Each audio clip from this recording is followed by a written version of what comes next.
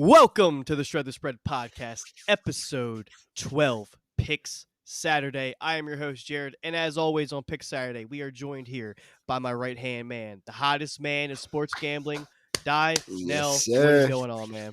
What's going on? Glad I can make the return. Sorry about the technical difficulties in the last episode. We got that shit out of there. We're back live and kicking now. We're about to go ahead and let you know what our locks in this week, man. Let's go ahead and get it on. Let's get it in, Jared. Hey, it's a team effort. When one man goes down, the other man picks up the slack. It isn't And always boy, 50-50, and that's in life too. It isn't always 50-50. Sometimes it's 80-20, sometimes it's 60-40, but the goal is to keep it 100, and that's what we do on the Shred the Spread podcast. So, yes, sir. we got some volume for these guys for you ladies and gentlemen today. I've got 5 picks. Dynell has 4 picks. We were hot last week. We're looking to maintain that streak. We have a 3, count them, 3 team underdog round robin. We also have the teaser. This teaser's hitting. This teaser is hitting. It's my favorite teaser we've had so far. And then we have picks from 1, 2, 3, 4, 5, 6 total games. 6 of them Uh, things. 6 of them things. Dynell and myself are on 2 of the same picks this week. And then we have a couple scattered throughout the rest of the slate. My guy wants to be me so bad. Nah, that's So wild bad. because we definitely had me pick first, but it's okay. Yeah, you're right. You Hey, got it. regardless, at the end of the day, we're looking for profit. So let's get right into it, man. Let's get that money. The first game that we're going to cover that we have picks in is a pick that I have that you don't. So I'll go ahead and get this out of the way simple, sweet, and quick because this is how this pick is going to be. The Panthers are heading to Burrowland and playing the Bengals. The Bengals are 7-point home favorites. Let's not overthink this. The Bengals are in a get right spot. Sure The is. first touchdown in the second half for the Bengals this whole year was giving up last game versus the Browns. If you cut out that Browns game, this Bengals defense in the second half was tremendous. They let up 0 touchdowns. That says something to me. I think the Browns always play Cincinnati tough. They always do. Division games. Division game. And the defense they didn't look up to par. I'm looking like this is a bounce back spot for the Bengals. I think the public we're buying, let's be real here. We're buying a number where the Bengals probably should be favored by another point or so just because of how the Panthers performed last week.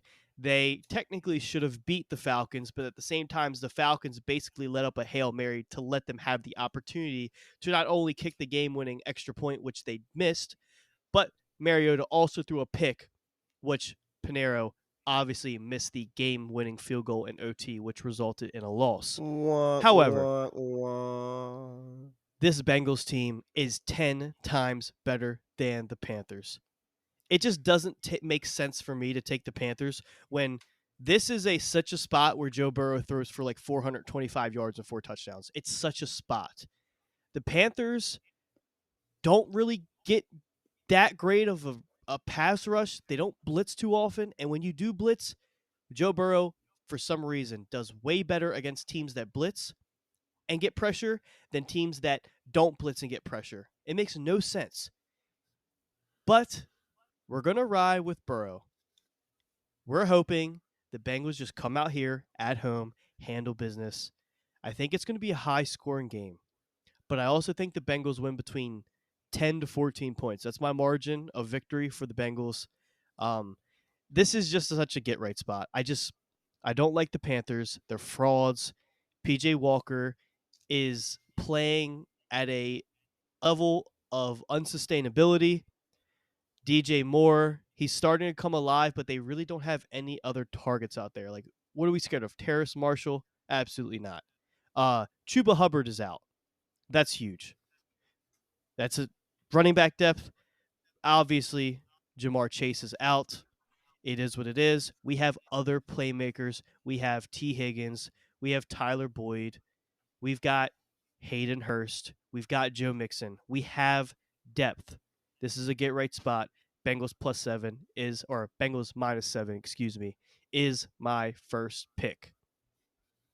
Moving on to the second game, where Donnell and myself just so happen to have the same exact pick. We've Same got exact one. the Chargers heading to the Falcons. Falcons 3-point home favorites. They had Keenan the Benz with Allen. it. Keenan Allen out. Mike Williams out. Donald Parham Jr. out. AJ Terrell is questionable. Cordell Patterson is questionable. There is a chance that he plays. There also is a chance that if he plays, he is limited. Dino, talk to me about this one. Why do we love the Falcons in this spot?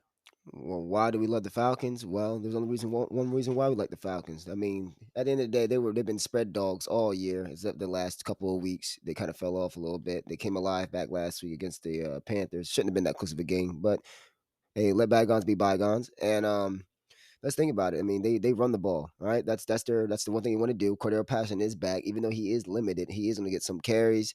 He's the most dangerous weapon on the offense, and they're going to run all over the Chargers here. The Chargers are what 30th in rush defense right now. It, it's it's a shame because we really expected a lot out of this Chargers team. I mean, we expected a lot of that whole AFC West division, including the Broncos country, and Russ and Broncos country, Yeah. and you know Leval lost Raiders. And they dropped some. Yeah, They they dropped suck one too. last week, man. Yeah, they bad. So it's a shame because I really thought this Chargers team was going to be hot. They was going to at least be second in the division. I still thought the Chiefs were going to repeat, but nothing clicked. Staley, as I like to call them on this podcast, man. Just I don't know. You know, with that much talent on the field, there should be no reason why they're 3-5 at this point. And looking at and think about it, they're 3-5 with probably one of the most best and upcoming quarterbacks in Justin Herbert.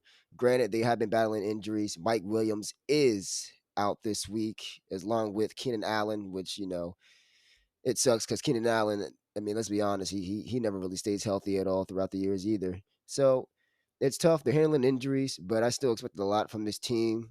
And the Falcons are just healthier. I mean, what the only person on there is AJ Terrell, and he's questionable, right? Yeah. I mean, other than that, they have a clean slate. They're fresh. They're home. They're fresh off of a division win. They're leading the division at 4-4 right now through 8 weeks, as what Jared brought up the last podcast, and they're gonna be hot, man. They're gonna be ready to rock and roll, and I don't see the fight. I don't. That's what it is. I don't see the fight in this Chargers team, and the coaching definitely doesn't help the situation. You nailed it, dude. You absolutely nailed it. This Chargers team is not Thank only you. flat, Oh, thank you, sir. they're being poorly coached, and they're missing their best players. We have an Austin Eckler who's going to be out there 1-on-12. I mean, Playing this street is ball. exactly. It's just, hey, here Eckler, here's the ball, run for your life, and that's not gonna win you. This literally, it's not gonna win you games. Um, Regardless, the Chargers are 20. They're 27th in rushing yards let up, and they're 29th in yards per play on defense. That's awful. Um, Especially because the Falcons have the fifth most rushing yards, and they have the 11th most yards per play.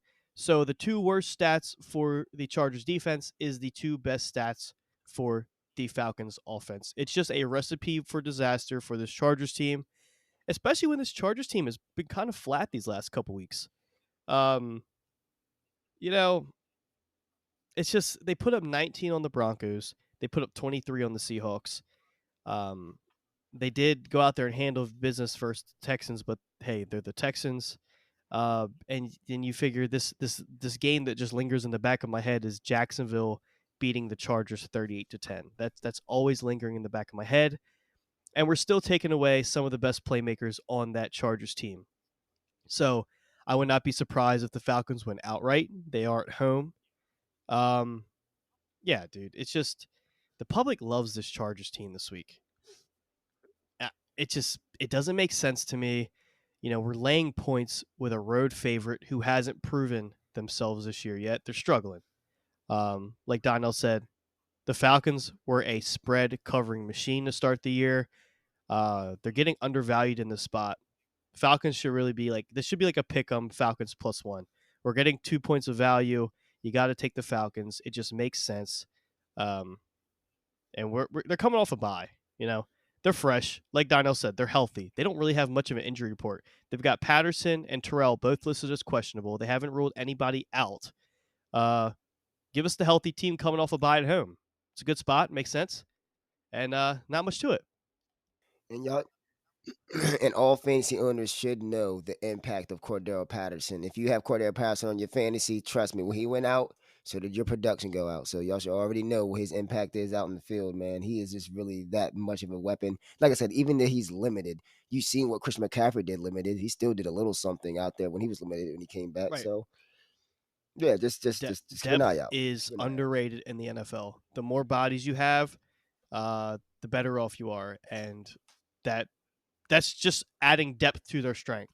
You know, even if he's not out there for his normal snap count, you still are adding to Caleb Huntley and Tyler Algier. So now you got a three-headed monster instead of just rotating the rock between both of those. Just another plus for the Falcons. So that's going to move us to the Colts and the Patriots. The Colts are 6-point road dogs. The total for this game is 40.5. Dynell and myself both also have a pick in this game. However, we have two different approaches. Dynell went first last game, so I will go first in this one. My pick was the Patriots Colts team or game total under 40.5 points. This is strictly a system play.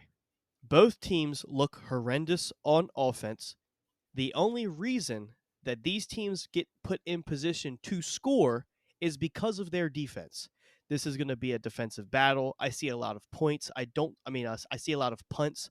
I don't see a lot of offensive, long, grind out drives resulting in a touchdown. I see a lot of field goals. Nick Folk obviously is money for the Patriots. The guy is automatic. So they don't go for it on fourth down as often as another team just because Bill Belichick is very, complacent with taking his points. He's not as aggressive as these newer head coaches. So I like that. They're going to take their points. They're not going to go for it. Jonathan Taylor is out. Devontae Parker is out. Damian Harris is questionable. And if he plays, he's banged up. These are huge factors. Obviously, Jonathan Taylor is the workhorse. You're going to maintain the ball in Sam Ellinger's hand. I believe they're going to elevate Philip Lindsay off of the practice squad. It's going to be a Deion Jackson show as far as I'm concerned. Yes, indeed, it is. And he's not. These halfbacks are not going to run through this Patriots defense. Bill Belichick historically shreds, no pun intended, shreds rookie quarterbacks. He does, man. Young He quarterbacks. does all the time. Lack of mercy. He doesn't care. He wants to go out there and kill them. So for those reasons, the under 40.5 is my approach to this play. Dynell, you have a play in this, and I'll let you explain your side. Yeah, man, I do have a play on this one, and this may shock a lot of people, but my lock, that's right, one of my lock plays this week is the Colts +6. I just think it's more of like the points play, right? The New England offense looks dingy, ran down, like that game against the Jets was very uninspiring for the Mac Jones side. I mean, that game was legit a play away from being out of hand. A pick six that got called back off of a penalty. That moment right there, if that pick six landed right there, the Jets would have won that game hands down to me. That momentum would have been way too much. That momentum would have been way too much. That Patriots offense can't produce more points as it is. They really benefited from good field position all game. Nick Folk had 5, count them, cinco field goals in that game. It's like, how can you believe in this offense in a way, right? But then again, how can you believe in the Indianapolis offense? Well, I'm not really banking on the offense. I'm banking on their defense making plays, and I'm expecting them to at least cover a 6-point spread. I believe that Sam Ellinger is going to come in and surprise people. Honestly, like you said, Bill Belichick kills rookie quarterbacks, but does he kill young quarterbacks that know how to get out the pocket? I mean, look at Justin Fields. Justin Fields had 80 something or 100 rushing yards that game, where the Chicago Bears came into Foxborough and absolutely annihilated the Patriots. They had no fight whatsoever. So when you look into that perspective, and to be honest with you, my man, was it Keon Jackson or Deion Jackson, is a stud. I mean, honestly is going to be a dual threat, just like Naeem Hines was. I think that's also another reason why they kind of let him go. He's not as polished, but he has that same factor, catching the ball out of the backfield and then getting out and just making plays. And at the end of the day, you still got Michael Pittman on the outside. Granted, there's not going to be a lot of points. You're most certainly right. It's not going to be a lot of points. But you best believe this ball game is going to be like a 19-16, somewhere around that range. I feel like it's going to be quite of a dogfight, a battle of two terrible offenses. But I believe that Sam Ehlinger is going to get at least a little bit of pop and a little bit of inspiration into that offense, like he did against the Commanders, right? And really put that into performance against the Patriots. Just a reminder, I'm sorry, one quick thing. Just remember, Sam Ehlinger fumbled the ball twice in the red zone against the Commanders, which is a big decisive part of the game.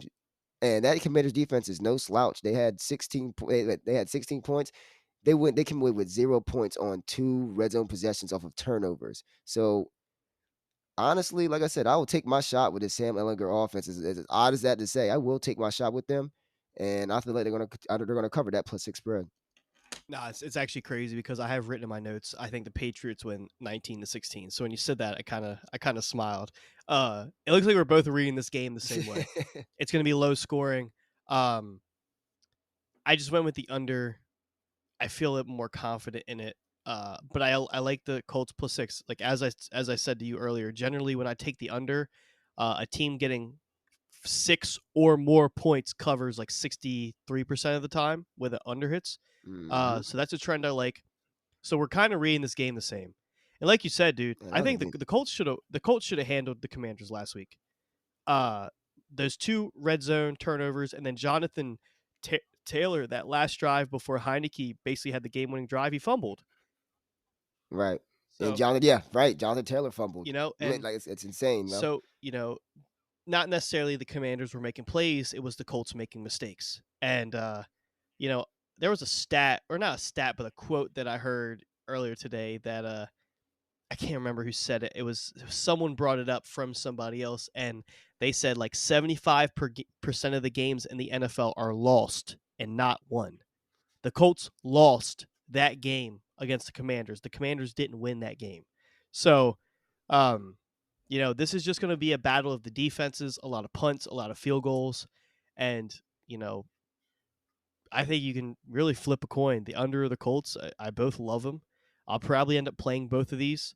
Um, yeah, great spot, good pick. Feel confident about it. Yeah, Yeah. Before we move on, I wanna take a pause, and I wanna give you a round of applause for that, man. Call you Mr. Analytical. I mean that little fact you threw in there, 60% for 60% of the unders usually, like the 60% of the unders that have a 6 point spread and wins like 60% of the time, like you said. yeah, That's a nice little stat there. I yeah. like that. I like that. Mr. Analytical. I Man, love it. I'm all over that stuff. DVOA, love the little mini stats. I love the trends. It's just if I had, it's kind of like confirmation bias. If I like a play and I see reasons that continue to make me like that play, it just kind of makes me staple it into my my set of picks. And there wasn't a lot of things that were like, unless you just wanted to be at like astronomically different, then you would take like you think the Patriots cover and this is a shootout. But like I just don't see a lot of touchdowns in this game. You have a rookie At all, quarterback man. and you have Mac Jones who truthfully has been playing reckless, and I think this is a spot where he needs to be careful. This is a spot where he could very easily lose his job to this Colts defense. He's got Stephon Gilmore hulking down his receivers on the other side. You know, he's got Shaq Leonard, who has been a force when he's on the field. Whenever he's on the field, he's been a force. So this Colts team has a lot of playmakers, and Mac Jones needs to be careful. So I don't see a lot of reckless passes. I see him being, okay with taking the punt or throwing the ball away. Um, and obviously for those reasons, the under and the Colts +6 just makes so much sense. Um, But yeah, so let's move on to another really good game, depending on your view of these teams. But we have a Kirk Cousins "I'm coming home" game. The Vikings are Uh-huh. heading to the Commanders. The Commanders are three Yes, sir. point home dogs.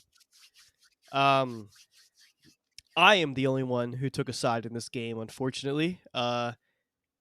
Very understandable reasons. Obviously, you're a Commanders fan, and to keep dipping your toes in the Yeah. sand, you're just, you know, You're gonna get burnt. yeah. I'm telling Eventually, you, eventually, yeah. eventually, but, Eventually, yeah.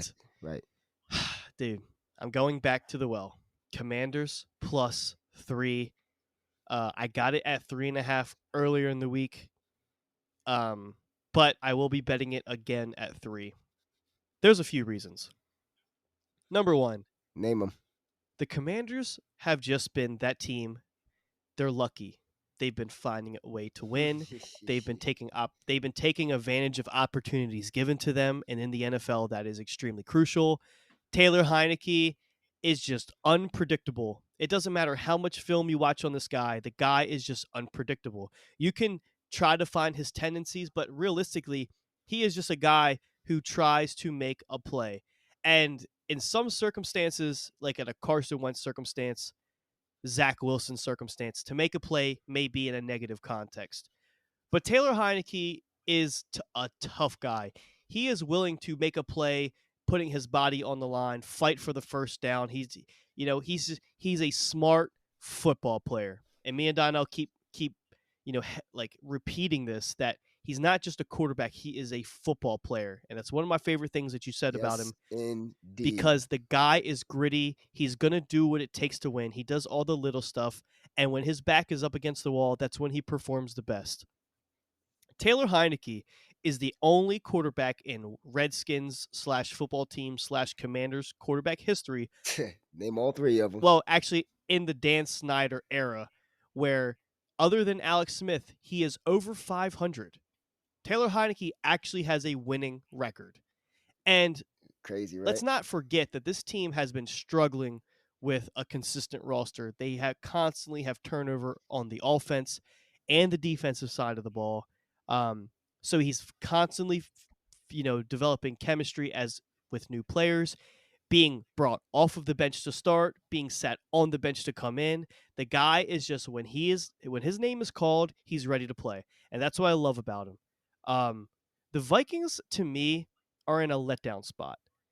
Kirk Cut like this Vikings team, if you look at this, like these luck stats of, unforced turnovers and, like going forward on fourth down, stuff like that, the Vikings are, I think they're top 10 in luck metrics, which it doesn't sound like much, but when you have the ball falling your way, 70% of the time, that says something.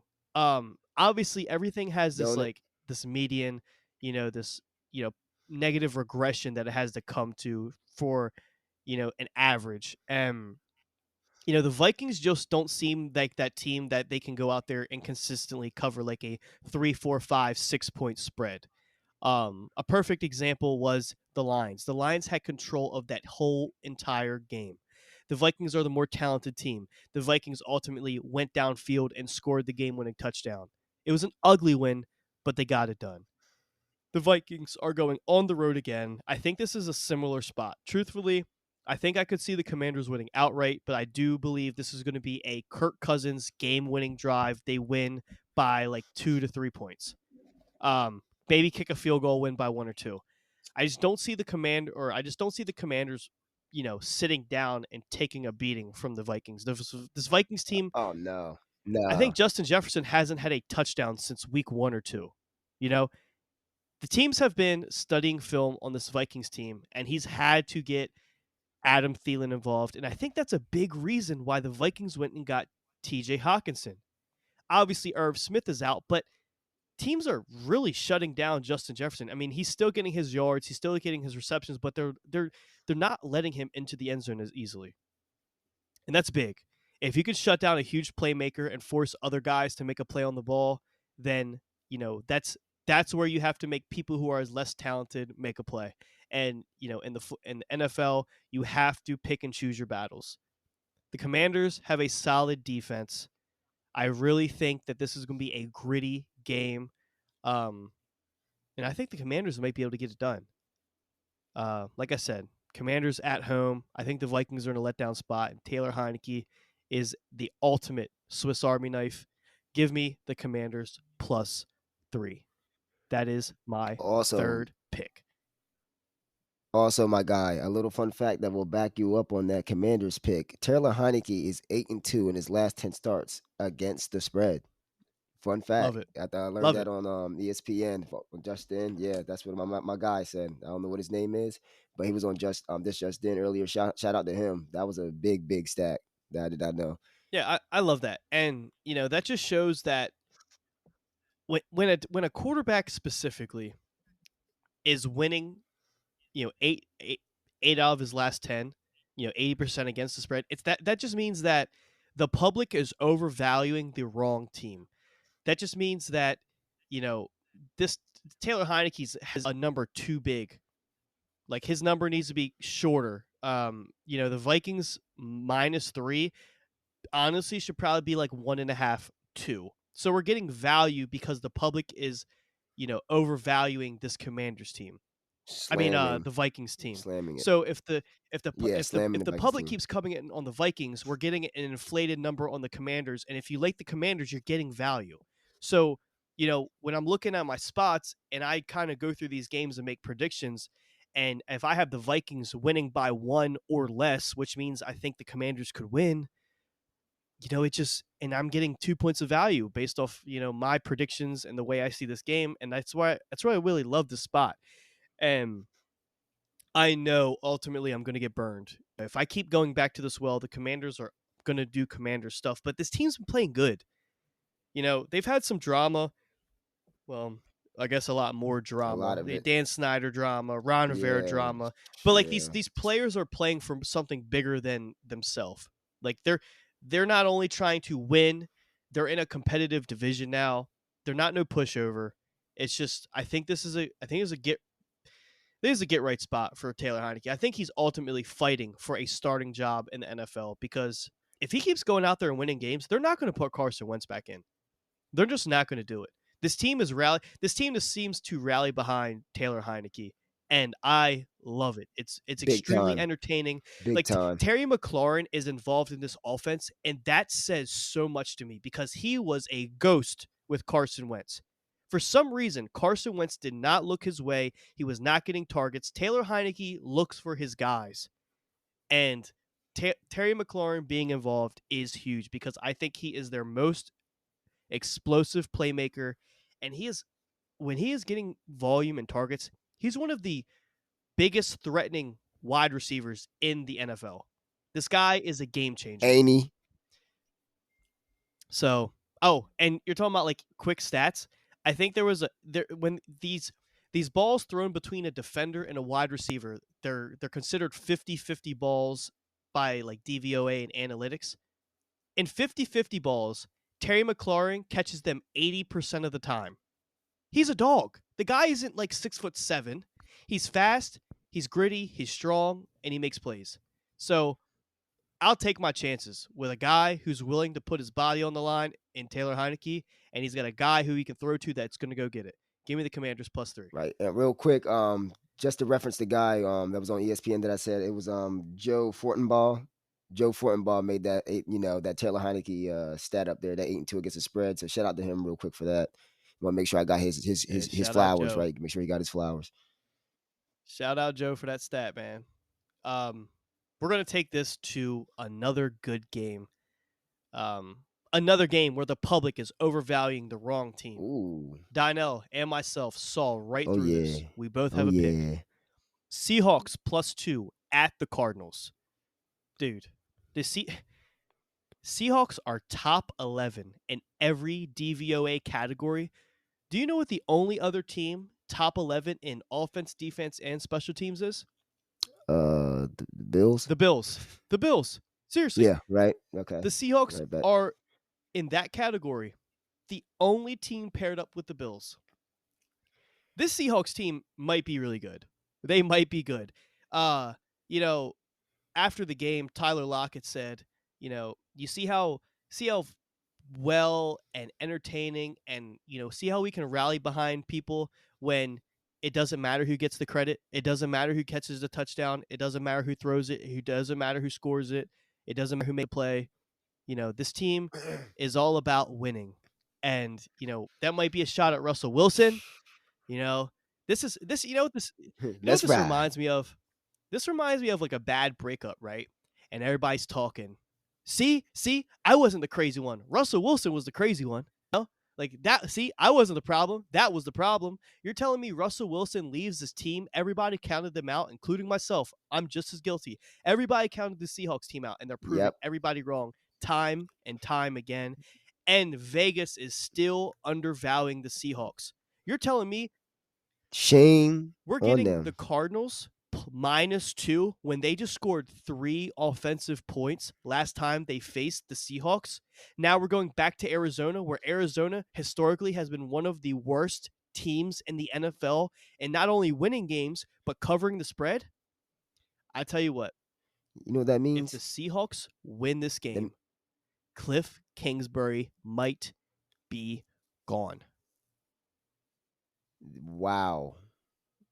Like that. Just like that. I think you know what really kind of started this? Number one, the Cardinals are playing like shit. Number two, I don't remember if you saw it. You saw Kyler Murray getting chippy with Cliff Kingsbury?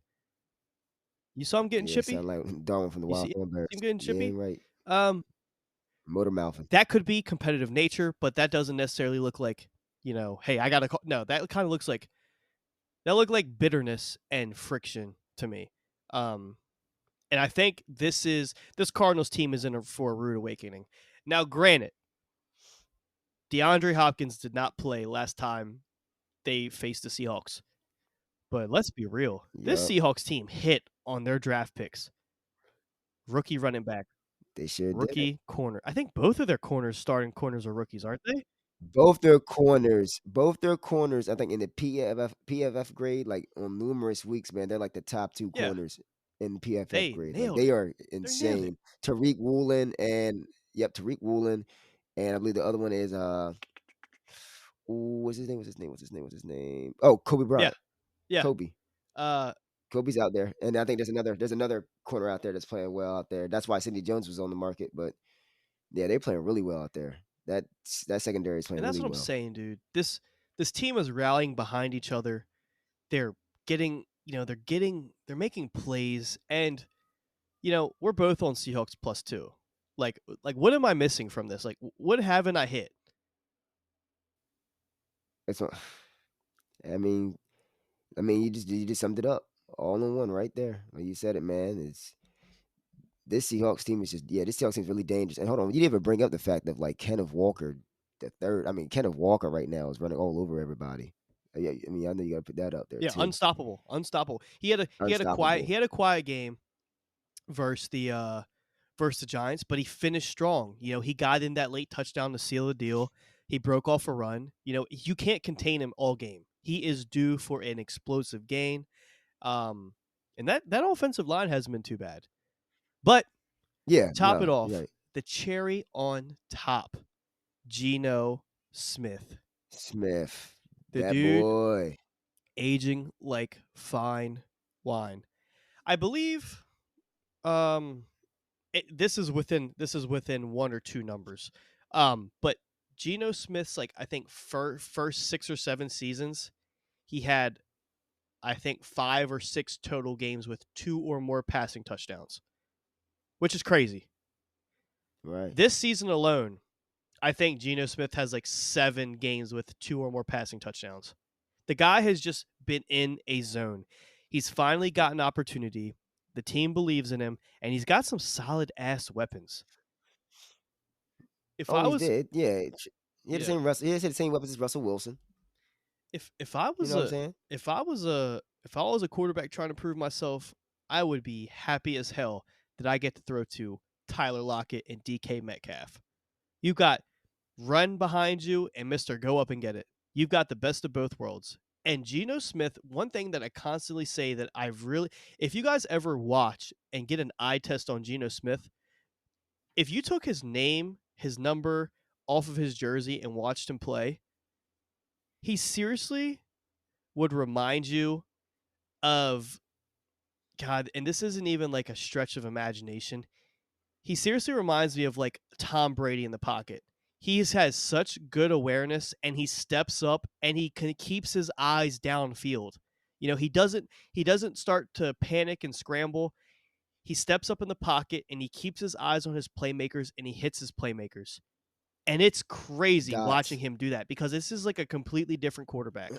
He's in sports, confidence plays a lot into your performance. And you can see Geno Smith is as confident as ever. Even when he throws the ball away, he throws the ball away with conviction and meaning. He doesn't look hesitant. He's okay to give up on a play. And the dude still can get outside the pocket and run. He's still athletic. He still has the ability to fight for the first down. But on top, like his arm is just at another level. I mean, I don't see the Cardinals winning this game, dude. I think 2-point favorites is wrong. I don't care if they have DeAndre Hopkins. I don't care if they brought back Larry Fitzgerald. I don't care if they bring back Kurt Warner. I don't see this team beating the Seahawks team right now. I think this is just another case, same thing with the Vikings. The public is overvaluing the Cardinals in this spot. What makes Cardinals favorites here? DeAndre Hopkins. That's about it. I'm telling You've you. got a Cardinals I'm telling team you. in almost every category is like bottom. I think in offensive efficiency, they're 29th. 29th. The only Yuck. teams worst in offense efficiency, I believe, is the Jets, the Broncos. I can't remember the third team. But you're in the same offensive category with the Jets and the Broncos, and you have Kyler Murray, DeAndre Hopkins, Rondell Moore. Marquise Brown is gone. James Conner's banged up, so Eno Benjamin's kind of been their workhorse. But this team has playmakers, and they consistently find ways to turn the ball over and not score touchdowns in the red zone. Seahawks +2. I love it. I love it. Love it, man. You I know, love it too. if Trust me. Any Seahawks plus is a winner for me any day. To be honest with you. Any Seahawks plus. yeah, it's like God, dude. It's like we took the Seahawks -3 against the Giants last week. We think the Cardinals are better than the Giants? Hell no. Like I said, another case of the wrong team being favored. And if the Cardinals do squeak out a win here and win by a field goal, I think I'd have to You look at got how me. the game plays because yeah, like I said, you got me. I still would You got I me at that point. if even if they won by field goal, I'd still feel like there's no way I could have taken the Cardinals. The Cardinals would You know seriously what's funny? come out here and score 40 to make me feel like I'm wrong. What's up? You know what's funny? I felt the same way about the Las Vegas Raiders. I said, man, let me tell you what. If you telling me if I went through an analysis of my bet and saying that the Las Vegas Raiders offense wasn't going to score a point against the Saints, who give up like 30 points in the last 4 games, 28 in one of them, like you're shitting me. You're crazy. So yeah, hopefully the NFL doesn't make us look crazy this week. But I agree with you. I agree with you 100%. 100%.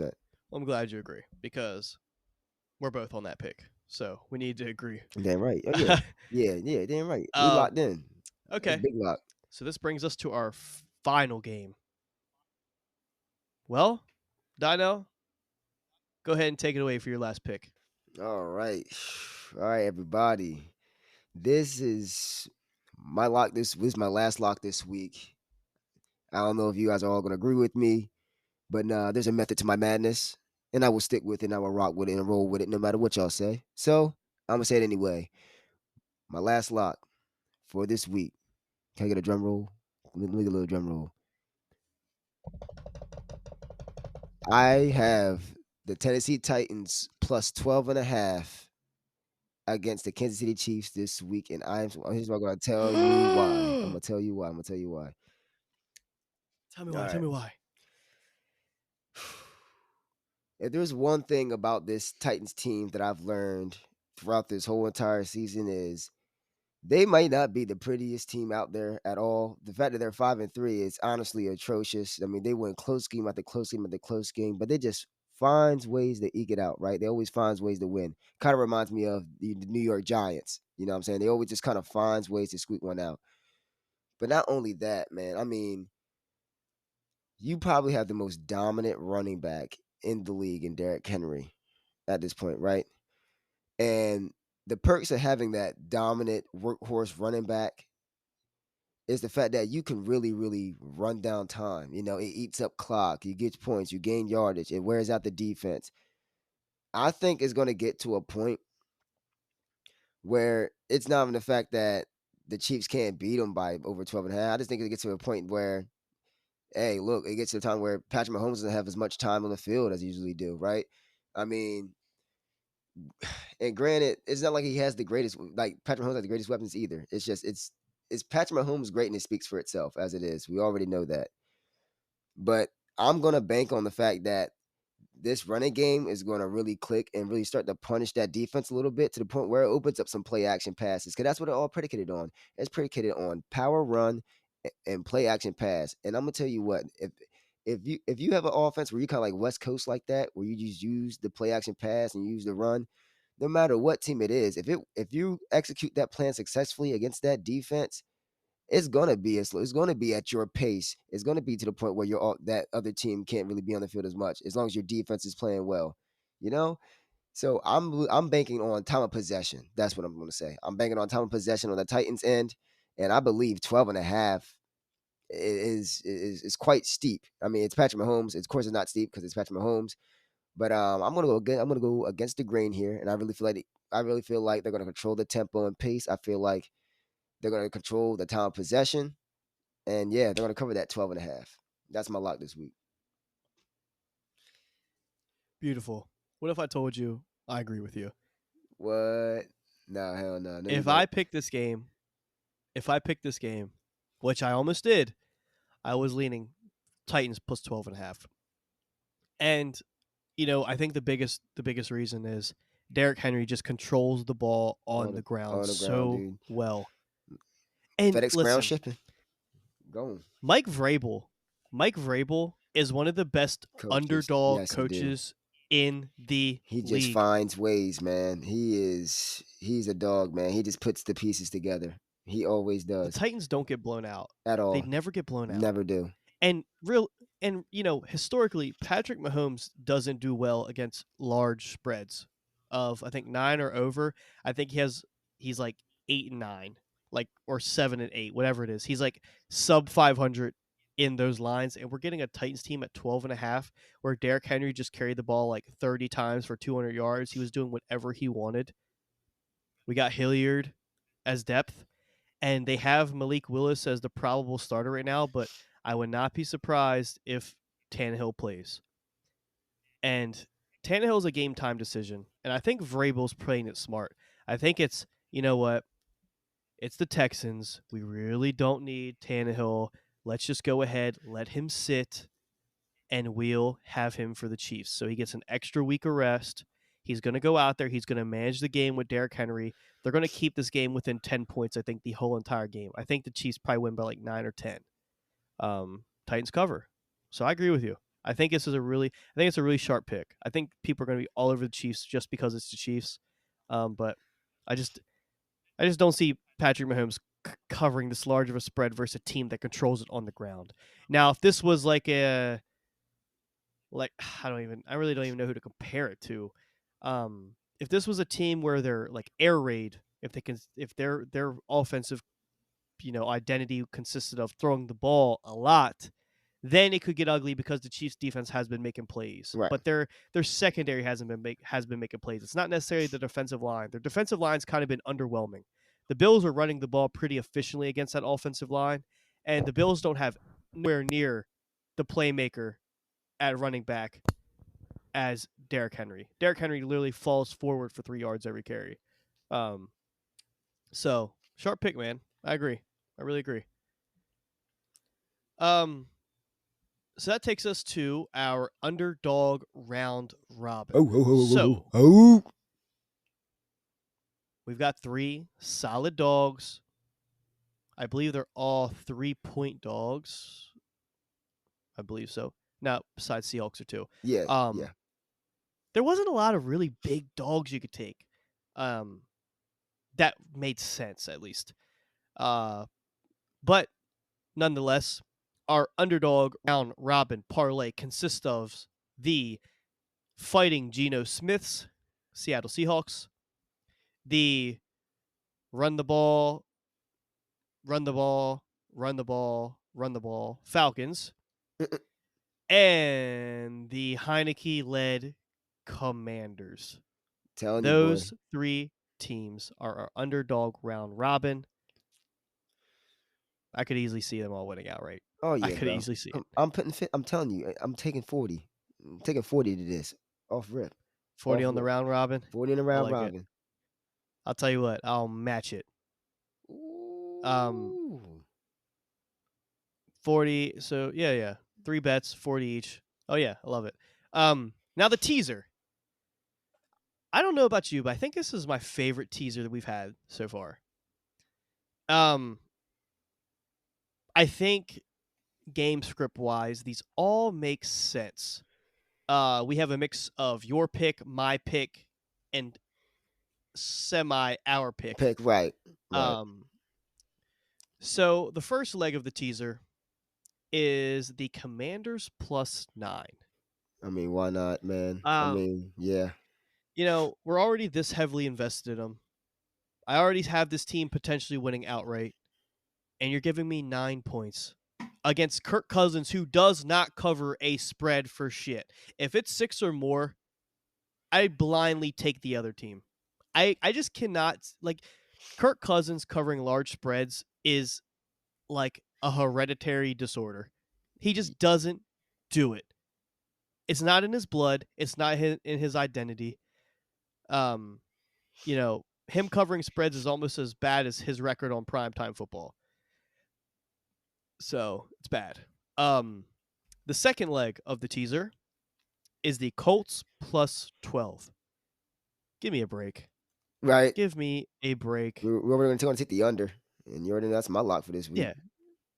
If there's going to be a lack of points in this week, and there's going to be a lack of touchdowns in this game, 12 points in a low-scoring game is so much more than, like a bad team facing the Bills getting 14. This game is going to be ugly. It's going to be slow. It's going to be low scoring. And the Patriots, who are they to beat anybody by 12 points?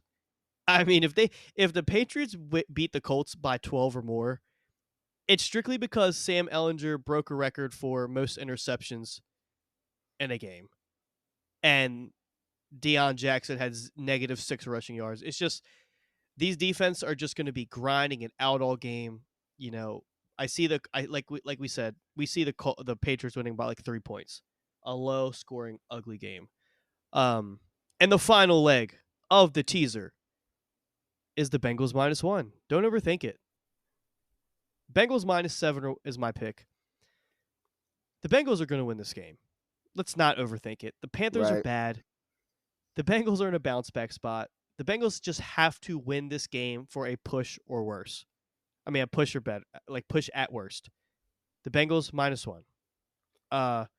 So the Commanders +9, Colts +12, Bengals -1 is the teaser. The underdog round robin is the Seahawks, Falcons, and Commanders. Dynel's picks: Falcons +3, Money. Seahawks +2, Big Colts money. +6, Money. and Titans +12.5. Cash money. That's straight cash money right there. I'm telling you. My picks: Commanders +3, Falcons +3, Seahawks +2, Bengals -7, and the Patriots and Colts under 40.5 total points. I see a lot of money to be made this week. I feel like we're on the sharp side of a lot of these games. Oh yeah, definitely, I big feel like we're time. on the sharp side. And Tough week let's be though. real. Tough week. We want to be on the same side as the book. We want to be on the same side as the sports book because the sports book makes money 8 times out of 10. You already know. And if I like a play and it's it's the side that the public's against, I love it even more. But other than that, dude, I think we'll see how we'll do. We'll Yeah, come back right. for recap Monday, and I can't wait to tell everybody how I swept my picks, you swept your picks. We hit the underdog round robin, and the teaser smacked easily. Facts. But man, Sunday night, I will see you at the cash counter. Yes, We're sir, gonna make man. this a weekly thing. Uh-huh.